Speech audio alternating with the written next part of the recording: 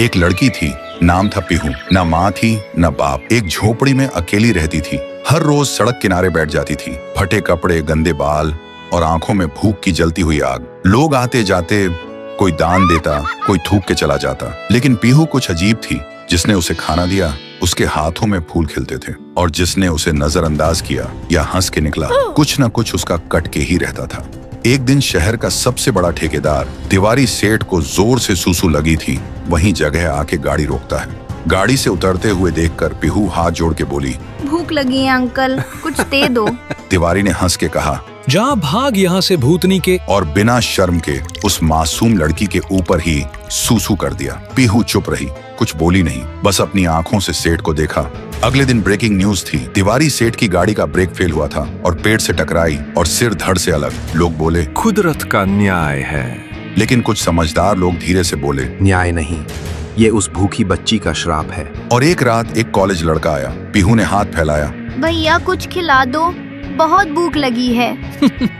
तेरा पेट नहीं भरेगा कभी, चल हट। लड़का बोल के चला जाता है। उसी रात 2 बजे वो लड़का सो रहा था। उसे एक आवाज सुनाई दी, अब तुझे भूख लगेगी, पर खाने को कुछ नहीं मिलेगा, कभी नहीं। अगली सुबह लड़का पागल हो चुका था। हर प्लेट से खाना गायब, जो भी खाना रखता था सब गायब हो जाता था। उसकी जिंदगी से भोजन नाम की चीज ही गायब हो गई थी। धीरे धीरे पीहू की कहानी फैल गई। जो उसे खिलाता है बच जाता है, जो हंसता है मिट जाता है।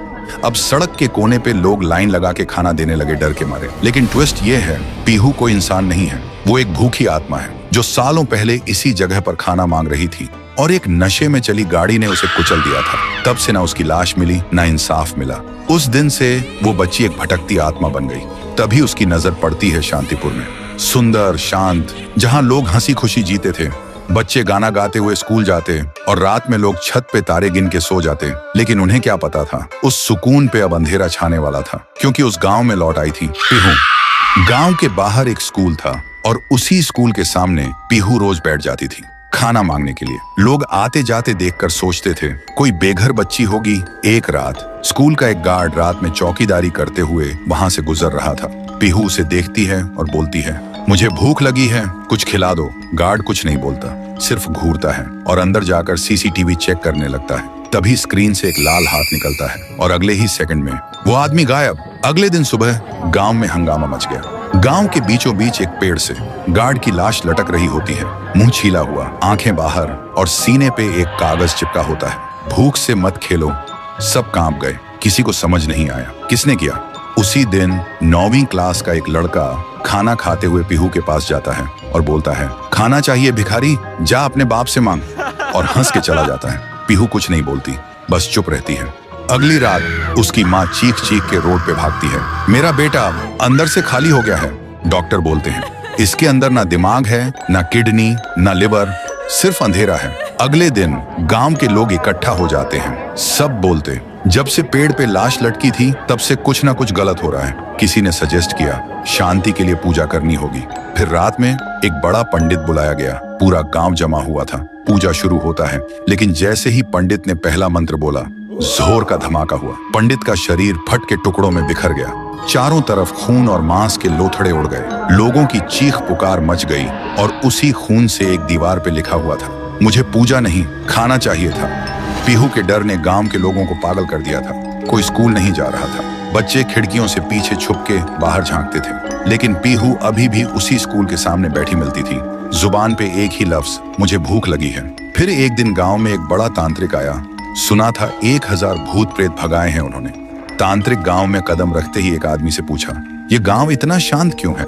आदमी बोला, हमारे गांव में एक छाया घूम रही है जो मुझे भूख लगी है बोल के इंसान को निगल रही है।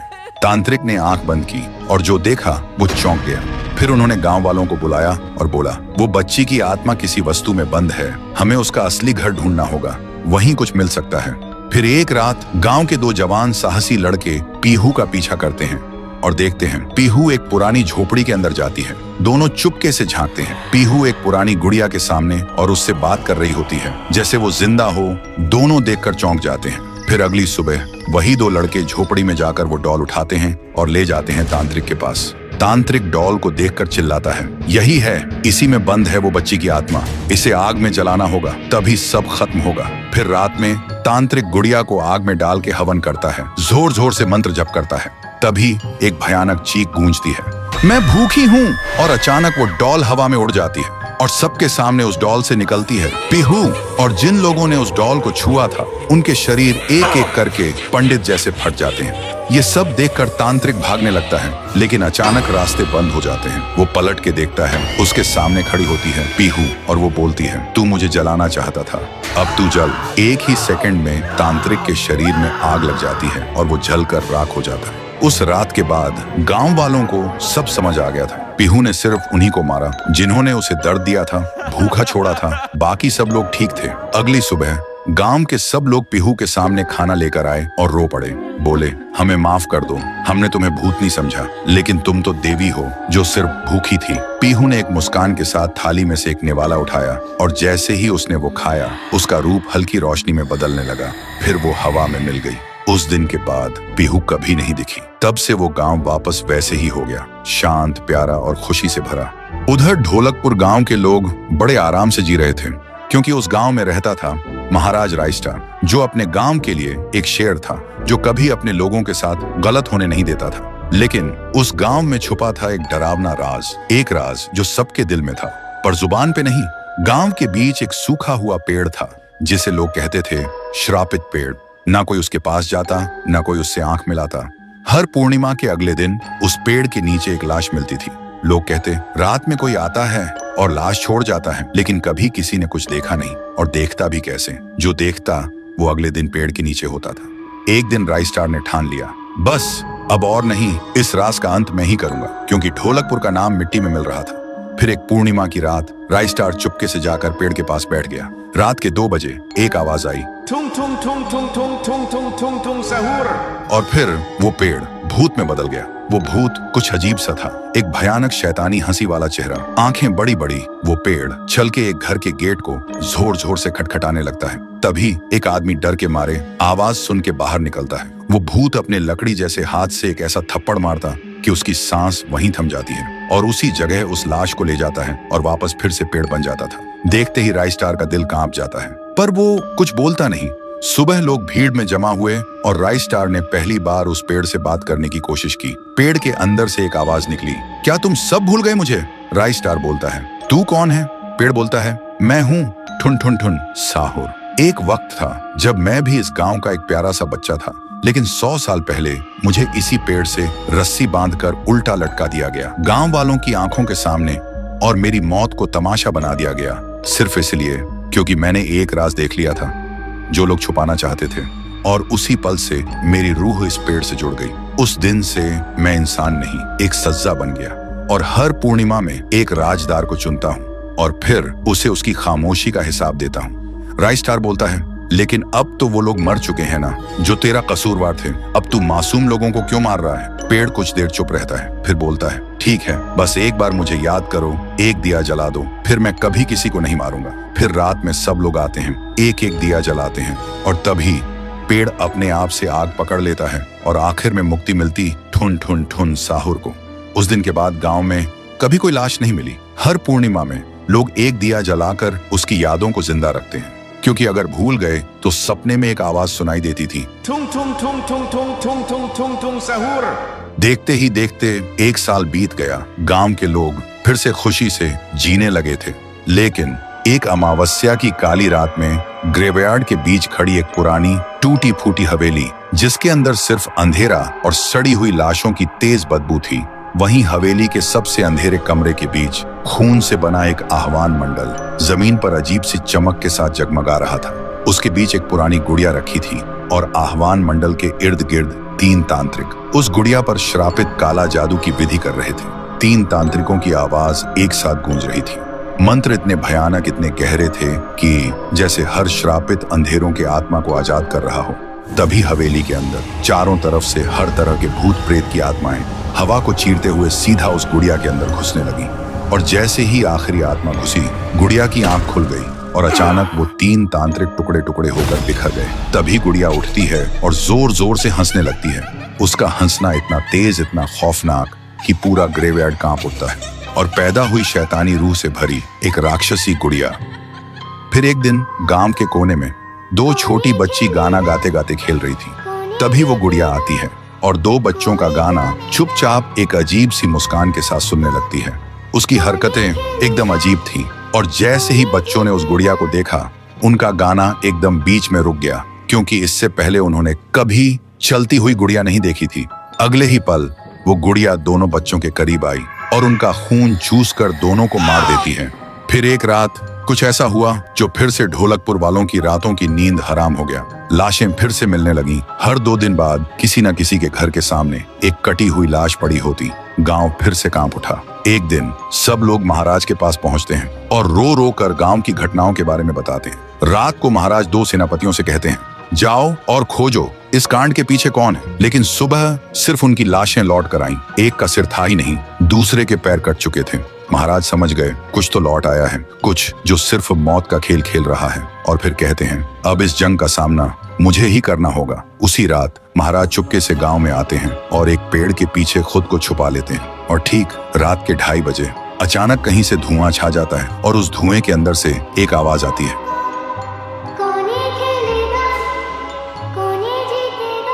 और फिर धुएं के बीच से निकलती है एक गुड़िया, गोल आंखें, एक बेजान सी मुस्कान, लेकिन चेहरा मौत का पैगाम।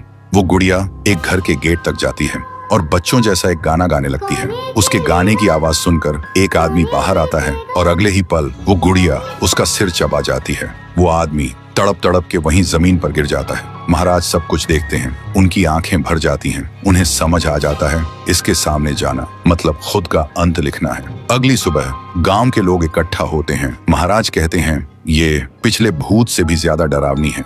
इसे सिर्फ वही हरा सकता है जो मौत को पहले ही हरा चुका है। और फिर एक पूर्णिमा की रात सब लोग दिया जलाकर पुकारते हैं, आप वापस आइए, आपके बिना ये गांव जिंदा तो है पर जीने जैसा नहीं। तभी एक आवाज गूंजती है, Tung tung tung tung tung tung tung tung tung sahur. और उसी देह की आग से एक जलता हुआ पेड़ बनने लगता है और उसी पेड़ में से ठुन ठुन ठुन साहुर निकलता है। तभी फिर से वही धुआं छा जाता है और उसके साथ ही एक आवाज। सब लोग घुटनों के बल गिर जाते हैं और कांपती आवाज में बोलते हैं, हमें बचाइए, वो आ गई है। ठुन ठुन ठुन साहुर एक जोरदार जंप करता है और सीधा उस धुएं में घुस जाता है और शुरू होती है एक आखिरी जंग। ठुन ठुन ठुन साहुर और गुड़िया की। जमीन कांपने लगती है, आसमान से बिजली गिरती है और जब धुआं हटता है तो दिखाई देता है गुड़िया बिखर चुकी थी। हाथ अलग, सिर अलग, पैर अलग। और तब से गांव में फिर से एक नई सुबह हुई। महाराज मुस्कुराए, गांव वाले जीने लगे और उस दिन के बाद ठुन ठुन ठुन साहुर सिर्फ एक भूत नहीं रहा, गांव का रक्षक बन गया। लेकिन उसी रात कुछ ऐसा हुआ जो किसी को भी पता नहीं चला। गुड़िया का सिर, हाथ, पैर अपने आप जुड़ने लगे थे और फिर वो वहां से चली गई। उधर शांतिपुर में शादी हो रही थी। पूरा गांव शामिल था, सब धूमधाम से शादी मना रहे थे। और तभी गुड़िया जमीन में लेटे हुए आती है और अचानक उठकर सीधा दुल्हन को खा जाती है। ये देखते ही लोगों के बीच में अफरा तफरी मच जाती है। कोई भागता है, कोई चिल्लाता है और वो गुड़िया खड़े होकर एक बच्चों जैसा गाना गाती है और फिर एक के बाद एक सबको मौत के घाट उतार देती है और फिर वो गायब हो जाती है। गांव फिर से कांप उठता है। सुबह सब लोग इकट्ठा होते हैं और कहते हैं, वो भूखी लड़की वापस आ गई है। इस बार एक गुड़िया बन के लोग घुटनों के बल गिर जाते हैं और रो रो कर कहते हैं, हे भगवान हमें बचाओ। तभी गांव का मुखिया आता है और गुस्से में कहता है, चाहे वो कोई भी हो, है तो एक गुड़िया ही ना, आज रात मैं उसे खुद गांव से निकालूंगा। फिर रात के ठीक 2:30 बजे मुखिया अपने 2 चेलों के साथ गांव के बीच खड़ा होता है और फिर वही धुआं छा जाता है और वही आवाज। वो गुड़िया धुएं से निकलती है और सीधा मुखिया के पास चल के आती है। मुखिया कहता है, निकल जा मेरे गांव से, नहीं तो तुझे यहीं बिखरा दूंगा। गुड़िया हंसती है और कहती है, तेरे से पहले भी किसी ने ये सोचा था। और उसी पल वो गुड़िया बड़ी होने लगती है और अपनी पैर से तीनों को कुचल के मार डालती है। सुबह जमीन पे सिर्फ खून के धब्बे रह गए थे, लाशें जैसे हवा हो गई हो। लोग समझ गए ये कोई आम गुड़िया नहीं, इसके अंदर कुछ और ही शक्ति है। तभी गांव की एक बूढ़ी औरत कहती है, इस गुड़िया को हम गांव से नहीं निकाल सकते, इसे तो सिर्फ पीहू ही गांव से निकाल सकती है। फिर सभी लोग उसी जगह जाकर खाना रखते हैं और दिल से पीहू को पुकारते हैं, भूखी देवी वापस आइए, गांव को बचाइए। तभी जमीन से एक आवाज निकलती है और मिट्टी से बनने लगती है पीहू। लोग चिल्लाकर कहते हैं, देवी हमें बचा लो। फिर रात होती है। वो गुड़िया गाना गाते हुए आती है, लेकिन अचानक पीहू उसके सामने आ जाती है। गुड़िया रुक जाती है। पीहू उसे पकड़ने जा रही होती है, लेकिन गुड़िया हवा में उड़ जाती है। पीहू भी उसके पीछे उड़ जाती है और अपनी आंखों से आग छोड़ के गुड़िया को जलाने की कोशिश करती है, लेकिन गुड़िया एक धुएं में छुप जाती है और फिर अचानक पीहू के पीछे आके उसे एक जोर का वार करती है। पीहू आसमान से जमीन पे आ गिर जाती है और फिर वो गुड़िया पीहू की शक्ति छीनने लगती है। पीहू की ताकत धीरे धीरे गुड़िया के पास जा रही होती है। कुछ देर बाद पीहू जमीन पे गिर जाती है। जब वो उठती है तो देखती है उसका शरीर धुंधला हो गया है और जब वो अपने आप को छू रही थी तो हाथ उसके शरीर के आर पार जा रहा था। वो वहीं गिर के रोने लगती है और जोर से चिल्लाती है और उसकी आवाज सीधा उसके भाई के कानों तक पहुंचती है। लेकिन इधर उसका भाई सोच रहा था। लगभग 150 साल पहले की बात। ढोलकपुर गांव के एक कोने में एक परिवार रहता था। उस परिवार में था पीहू, उसका बड़े भाई साहुर और उनके मम्मी पापा। एक सुबह पीहू और साहुर घर के बाहर खेल रहे थे और अंदर उनकी मम्मी किचन में खाना बना रही थी। वो थोड़ी जल्दी में थी और तभी अचानक उनके कपड़ों में आग लग जाती है। वो चीख चीख के चिल्लाने लगती हैं। पीहू और साहुर मम्मी की चीख सुनकर भागकर अंदर आते हैं और जैसे ही मम्मी को जलते हुए देखते हैं वो चिल्लाते हैं, पापा जल्दी आओ पापा। पापा भागकर आते हैं, लेकिन मम्मी को बचाने के लिए जैसे ही हाथ बढ़ाते हैं उनके कपड़ों में भी आग पकड़ लेती है और कुछ ही सेकंड्स में दोनों जलकर राख हो गए। पीहू और साहुर सिर्फ देखते रह गए, जैसे पूरी दुनिया ही खत्म हो गई हो। अब पीहू घर में अकेली रहने लगी और साहुर हर दिन खेतों में काम करता, सिर्फ इसलिए ताकि उसकी बहन भूख से ना रहे। एक पूर्णिमा की रात थी।